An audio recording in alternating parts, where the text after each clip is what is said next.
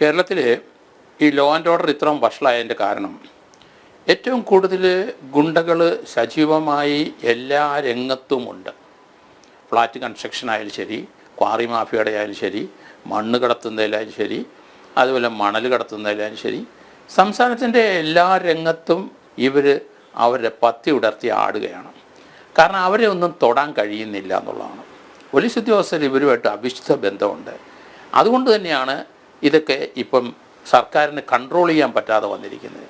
തീർച്ചയായിട്ടും അത് പോലീസ് ഉദ്യോഗസ്ഥരും ഇവരുമായിട്ടുള്ള അവിശുദ്ധ ബന്ധം തന്നെ. ഇപ്പം തന്നെ നമ്മൾ സർക്കാരിൻ്റെ പല പോസ്റ്റുകളിൽ ഇരുന്ന ഈ വ്യക്തിയുടെ സ്വഭാവം എന്താണെന്ന്, ആ ഫൈസൽ, സ്തംഭനം ഫൈസൽ എന്ന് പറഞ്ഞ കുപ്രസിദ്ധനായ ഗുണ്ടയുടെ വീട്ടിൽ എന്തിനാണ് ഒരു DYSP വരേണ്ട ഒരു ആവശ്യം? അയാൾ റിട്ടയർ ചെയ്യുന്നതിന് മുമ്പോ എപ്പോഴായിക്കോട്ടെ. അപ്പോൾ ഒരു അവിശുദ്ധ ബന്ധം മെയിൻറ്റെയിൻ ചെയ്തിരിക്കുന്നു എന്നുള്ളതാണ്. അത് അയാൾ മാത്രമല്ല, ഇയാൾ തീർച്ചയായിട്ടും പല ഗുണ്ടകളുമായിട്ട് ബന്ധമുണ്ട് എന്ന് തന്നെയാണ് കരുതുന്നത്. കാരണം അതൊന്നും വെളിയിലോട്ട് വന്നിട്ടില്ല. അതൊക്കെ രഹസ്യമായി. അവിടുത്തെ അങ്കമാലി SI വന്നപ്പം ഇത്ര സീനിയറായ DYSP ആണ്, അദ്ദേഹം റിട്ടയർ ചെയ്യാൻ പോവുകയാണ്. പക്ഷേ അവിടെ ബാത്റൂമിനകത്ത് കയറി ഒളിക്കേണ്ടി വന്നു. അപ്പോൾ ആ ഗുണ്ടയുടെ വീട്ടിൽ ഒരിക്കലും കാണാൻ പാടില്ലാത്തതല്ലേ, അയാളുടെ ആതിഥ്യം സ്വീകരിക്കാൻ പാടില്ലാത്തതല്ലേ? സമൂഹത്തിൽ ഇവരെ പോലീസ് ഉദ്യോഗസ്ഥരും നാട്ടുകാരും എല്ലാം കൂടെ ഒറ്റപ്പെടുത്തിയെങ്കിൽ മാത്രമേ ഇവരെ കൺട്രോൾ ചെയ്യാൻ പറ്റുള്ളൂ. ഇതെന്തായാലും പോലീസിന് വലിയ ക്ഷീണമായി ഡിപ്പാർട്ട്മെൻറ്റ്. കാരണം ഇത്ര സീനിയറായ ഒരു ഉദ്യോഗസ്ഥൻ ഈ ഗുണ്ടകളുടെ വീട്ടിൽ വന്ന് ആഹാരം കഴിക്കുന്ന മാത്രമല്ല, അവിടുത്തെ ലോക്കൽ SIയെ കണ്ടപ്പോൾ ഒളിക്കുകയും ചെയ്യുന്നത് കള്ളത്തരം എത്രത്തോളം അതിനകത്ത് ആഴ്ന്ന് കിടക്കുന്നുവെന്ന് നമുക്ക് മനസ്സിലാവും. അതുതന്നെയല്ല, നമുക്ക് കേരളത്തിലെ ഈ സർക്കാർ വന്ന ശേഷം ഞാൻ സർക്കാരിനെ ചില സന്ദർഭത്തിൽ അഭിനന്ദിക്കും. കാരണം 59 പേരെ പിരിച്ചുവിടാനുള്ള ലിസ്റ്റ് ഉണ്ടാക്കി വെച്ചിട്ടുണ്ട്.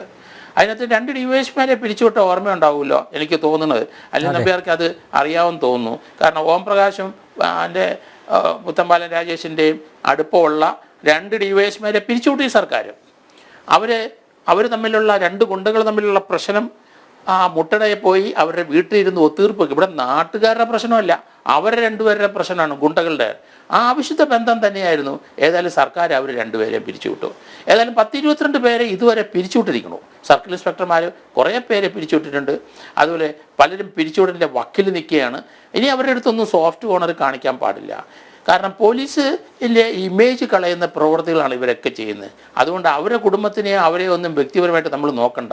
സത്യസന്ധന്മാരായ നല്ല കൃത്യമായ ജോലി ചെയ്യുന്നവരും കൈക്കൂലി വാങ്ങാത്തവരും ഈ മദ്യപിച്ച് നടക്കുന്ന പോലീസ് ഉദ്യോഗസ്ഥർ ഒരിക്കലും നമുക്ക് വേണ്ട.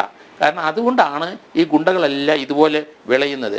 കേരളത്തിലെ കഴിഞ്ഞ കുറച്ച് ദിവസം മുമ്പ് നമുക്കറിയാം, കരമന വെച്ച് ഒരാളെ അടിച്ചു ഇടിച്ചും ചവിട്ടിയും കൊല്ലുന്ന രംഗം നമ്മൾ TV കണ്ടു. അത് ജാമ്യത്തിൽ ഇറങ്ങി നിൽക്കുന്ന ഒരു 4-5 പ്രതികളാണ് വേറൊരു മർഡർ കേസ് ഇതുപോലെ ഒരാളെ പീഡിപ്പിച്ച് കൊന്നതിൻ്റെ ആ മർഡർ കേസ് ജാമ്യത്തിൽ നിൽക്കുന്ന ആൾക്കാർ തന്നെയാണ് ഇവിടെ ഈ കൊലപാതകം നടത്തുന്നത്. അവർക്ക് പോലീസിനെ ഭയമില്ല. പോലീസിനെ ഭയക്കണം. കുറ്റം ചെയ്യുന്നവരെ പോലീസിനെ ഭയക്കണം. അല്ലെങ്കിൽ നമുക്ക് പോലീസിനെ ഭയക്കേണ്ട ആവശ്യമില്ല.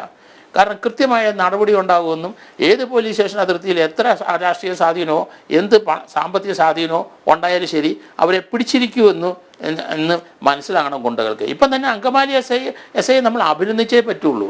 കാരണം അയാളുടെ ഒരു ടൈമിൽ അയാളത് വാച്ച് ചെയ്യുന്നുണ്ട്. തമ്മനം ഫൈസലിൻ്റെ വീടും പരിസരവും അയാൾ വാച്ച് ചെയ്തുകൊണ്ടിരിക്കുകയാണ്. അവിടെ ഒരു കാറ് വന്നു, ആ കാറിനകത്തുനിന്ന് 3-4 പേര് അകത്ത് കയറിയിട്ടുണ്ട് എന്ന് മനസ്സിലായപ്പോൾ അദ്ദേഹം ഇമ്മീഡിയറ്റായിട്ട് വന്നു. പക്ഷേ DYSP ആയതുകൊണ്ടായിരിക്കണം അദ്ദേഹത്തിന് സസ്പെൻഷനോ അദ്ദേഹത്തിന് നടപടി ഇപ്പം വരാത്തത്. കാരണം പോലീസ് ഉദ്യോഗസ്ഥർക്കും ഡ്രൈവർക്കും എതിരായിട്ട് നടപടി വന്നു കഴിഞ്ഞു. ഏതായാലും ഇപ്പം നാളെ മുഖ്യമന്ത്രിയും അതുപോലെ DGPമാരും DGPയും അഡീഷണൽ DGPമാരും IG മാരും ഉൾപ്പെടെയുള്ള ഈ ഗുണ്ടാവിളയാട്ടം തടയാനുള്ള മാർഗങ്ങളെപ്പറ്റി ആലോചിക്കുകയാണ്.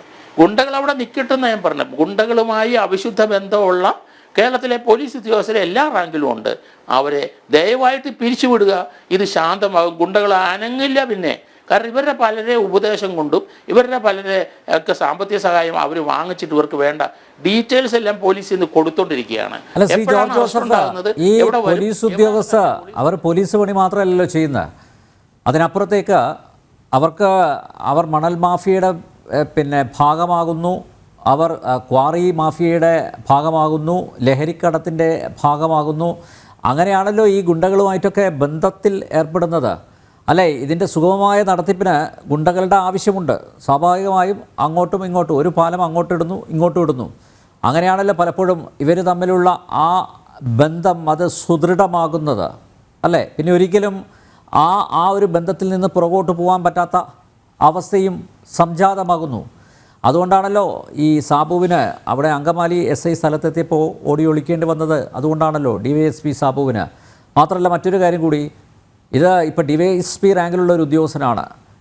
അതിൻ്റെ അപ്പുറത്തേക്ക് DIGമാർ, അതുപോലെ IGമാർ, ADGPമാർ ഒക്കെ ഇങ്ങനെ ഗുണ്ടകളുടെയും അതുപോലെ ഈ ബ്ലാക്ക് ലിസ്റ്റിൽപ്പെട്ടവരുടെയൊക്കെ വസതിയിൽ അവരുടെ പിന്നെ ആതിഥ്യം സ്വീകരിക്കാൻ വേണ്ടി പോയ ഉദാഹരണങ്ങളുണ്ടല്ലോ. ഇപ്പോൾ മോൻസൺ മാവുങ്കലിൻ്റെ വീട്ടിൽ തന്നെ പോയവർ, നമ്മുടെ പഴയ DGP അടക്കം IG അടക്കം ഉൾപ്പെടെയുള്ളവരൊക്കെ വീട്ടിൽ സ്ഥിരം സന്ദർശകരായിട്ടുണ്ട്. അവർക്കെതിരെ നടപടി സ്വീകരിച്ചിട്ടുമുണ്ട്.